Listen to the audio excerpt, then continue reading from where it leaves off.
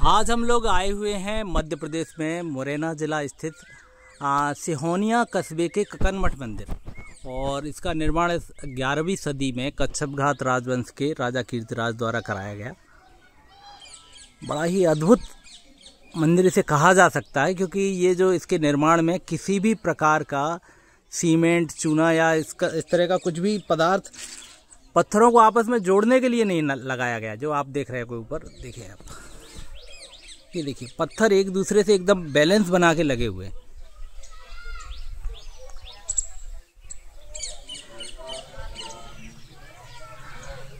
माने जो कभी वर्तमान युग में अभी भी सोचा नहीं जा सकता कि इस तरह का कुछ बनाया जा सकता है जिसमें कुछ पत्थरों को आपस में जोड़ने के लिए कुछ न लगाया जाए। वो 11वीं सदी में लोगों ने बनाया था।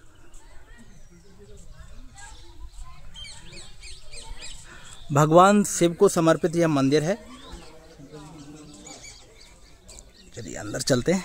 सामने जो है मंदिर का गर्भगृह है और इधर कुछ प्रतिमाएं दिख रही हैं। ये देखें आप, बिल्कुल खंडित हैं। सिर भी इनके, ये जो आप सामने देख रहे हैं, माने मंदिर मूर्ति का सिर भी नहीं है। पास वाली मूर्ति है उसका नीचे का हिस्सा नहीं है। जो मुग़ल आक्रांता थे, मुस्लिम आक्रांता थे, उनके द्वारा इन्हें चिन्हित कर करके और जितनी भी मूर्तियां थीं उन्हें तोड़ा गया। अंदर की ओर देखें, बिल्कुल भव्य दृश्य है। उस दौर में भी माने इस तरह की पच्चीकारी संभव थी, जो आज भी कई सदियों बाद बिल्कुल मौजूद है। अभी कुछ जो थोड़ा बहुत आप निर्माण देख रहे हैं वो यहाँ के आर्कियोलॉजिकल सर्वे ऑफ इंडिया, जो पुरातत्व विभाग है, इसके द्वारा किया गया। ये देखें, बिल्कुल पत्थर एकदम चौकोर और फिनिशिंग भी देखने लायक है। नीचे का जो बेस है वो अभी अपन देखेंगे, लेकिन वो कुछ इस तरह का है। नमूना आप देख सकते हैं। यहाँ देखें आप नज़दीक से, ये देखें, कुछ भी जोड़ने के लिए नहीं उपयोग किया गया है। बिल्कुल एकदम एक दूसरे से बैलेंस से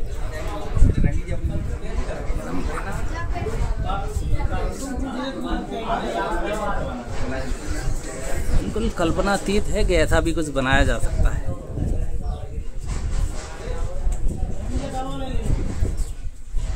ये देखें, ये भी कुछ मूर्तियां हैं जो बिल्कुल, सब देखना भी बड़ा कष्टदायी होता है कि किस प्रकार की कितनी सुंदर मूर्तियां थीं और इस प्रकार भी इन्हें तोड़ा जा सकता है। ये देखें, मूर्तियों के जो इंटैक्ट जो स्वरूप रहा होगा उसकी कल्पना भी अपन लोग कर सकते हैं। अपन लोग केवल एक सालभंजिका की चर्चा करते हैं, यहाँ लगभग हर दीवार पे सालभंजिका है।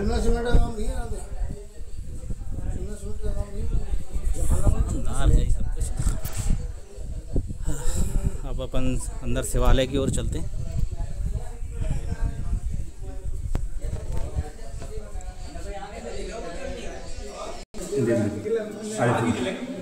ये यहाँ का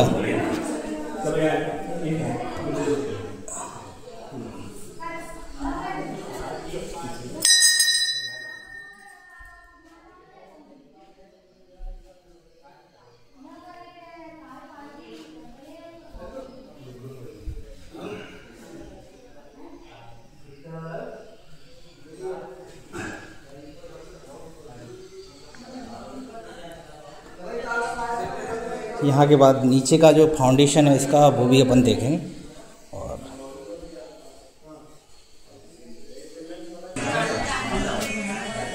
काफ़ी बड़ी संख्या में पर्यटक भी आते ही हैं कुछ, लेकिन आज भी यहाँ पर्यटन सेवाओं का नितांत अभाव है। किसी प्रकार का कोई कैंटीन या अन्य प्रकार की कोई सुविधाएं अभी दूर की ही कौड़ी हैं। काफ़ी विशाल परिसर भी है।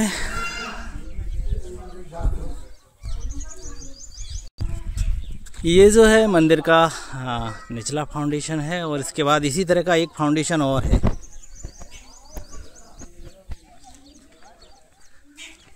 11वीं सदी में इतने विशाल विशाल पत्थर यहाँ तक लाना, उनकी इस तरह की फिनिशिंग, किस प्रकार के यंत्रों का उपयोग किया गया होगा, लाने ले जाने में किस तरह के साधन उपयोग किए गए होंगे,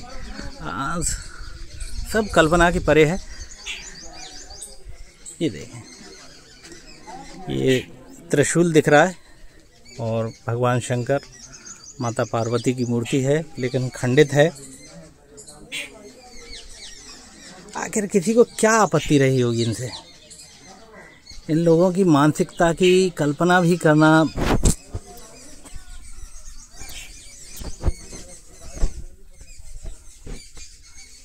ये देखें,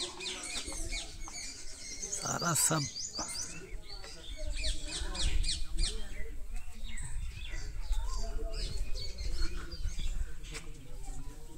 ये देखिए किस तरीके से पत्थर जो हैं एकदम बैलेंसिंग मोड में है।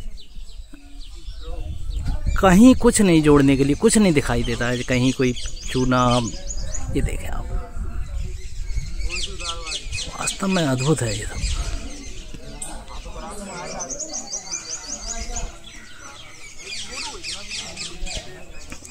उस दौर में भी टेक्नोलॉजी में कुछ तो अद्भुत था जो वर्तमान में नहीं है। कई सारे ऐसे मंदिर हैं जहाँ कुछ ऐसे मंदिर हैं जहाँ पत्थरों से ही सातों प्रकार की ध्वनियाँ निकलती हैं।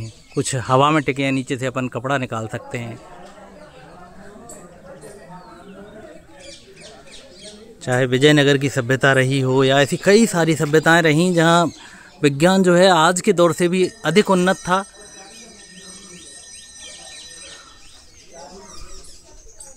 ये एक मूर्तियों की पूरी श्रृंखला है, ये देखें। लेकिन कोई मूर्ति ऐसी नहीं है जैसे जो माने साबुत हो। पर्याप्त समय लेके और आक्रांताओं द्वारा इन्हें तोड़ा गया।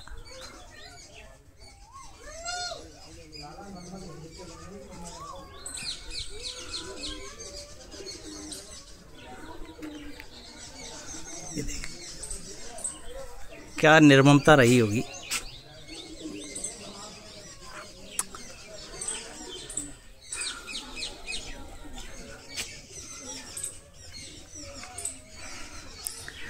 क्षेत्र में और भी कई सारे मंदिर हैं जहां मूर्तियां विशाल हैं और इस तरह की वहां सुंदर शिल्प है, लेकिन सारा सब भग्नावशेष के रूप में है, सारा सब खंडित है।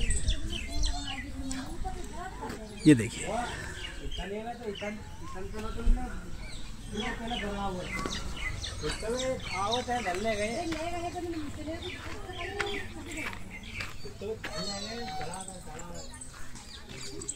ये अपन लगभग पूरा चक्कर लगा चुके हैं।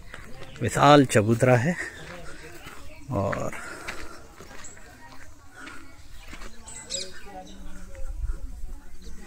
ये देखें। अब इसके बाद जो ये जो जिस चबूतरे पर अपन चल रहे हैं उसके नीचे एक और विशाल फाउंडेशन है जिसपे सारा ये सब टिका हुआ है।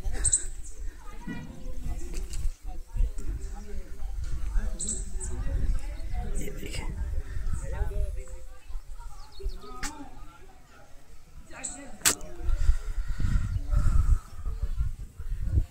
का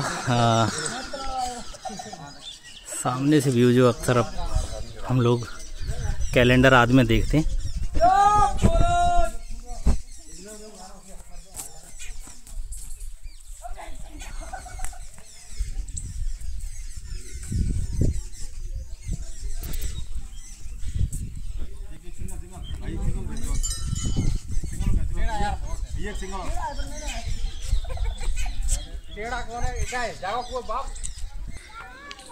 ये कुछ दरवाजा है,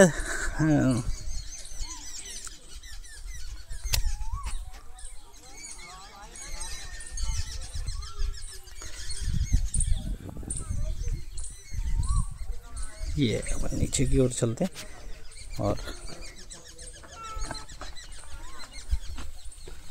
ये देखें आप, ये वो विशाल चबूतरा है और इसके पत्थरों की फिनिशिंग भी सहज ही देखी जा सकती है।